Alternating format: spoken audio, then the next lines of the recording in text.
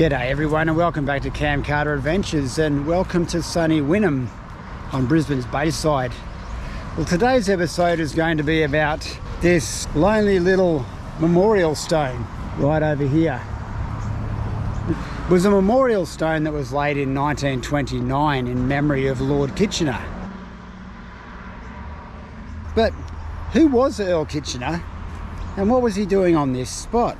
Well, Field Marshal Horatio Herbert Kitchener, or the first Earl Kitchener, was the highest ranking British military official of the time, and he was famous for his imperialist exploits in the Sudan and in the Boer War. One of the most famous images that you're going to see of Kitchener was in these recruitment posters back from World War I.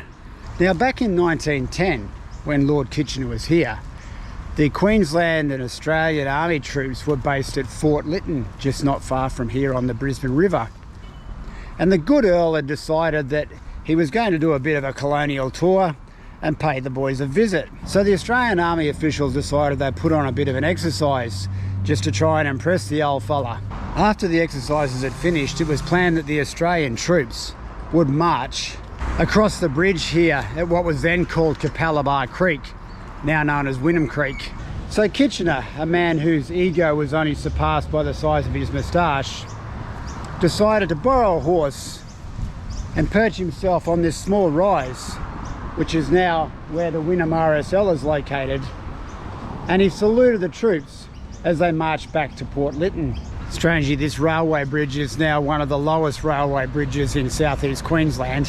In 1929, a memorial cairn or pile of rocks was placed on the original site that Kitchener gave the salute, but that was demolished in 1963 when they built the RSL. Now, that monument stone was lost somewhere by the council up until the 1990s, when it was unearthed and it was relocated here in the park on the other side of the river.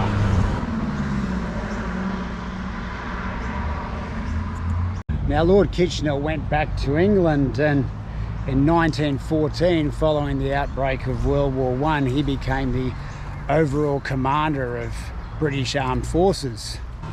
Well, in 1916, during the war, he boarded the HMS Hampshire, bound for Russia, to have negotiation talks with Tsar Nicholas II, when the ship hit a submerged German mine, and it took 737 men to a watery grave, including that of Horatio Herbert Kitchener.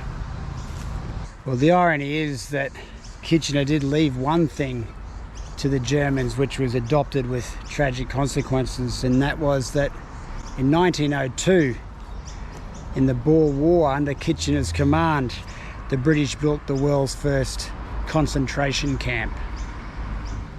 So as usual, if you like this video and you like my content, please give me a thumbs up and subscribe. Stay safe and have a great day.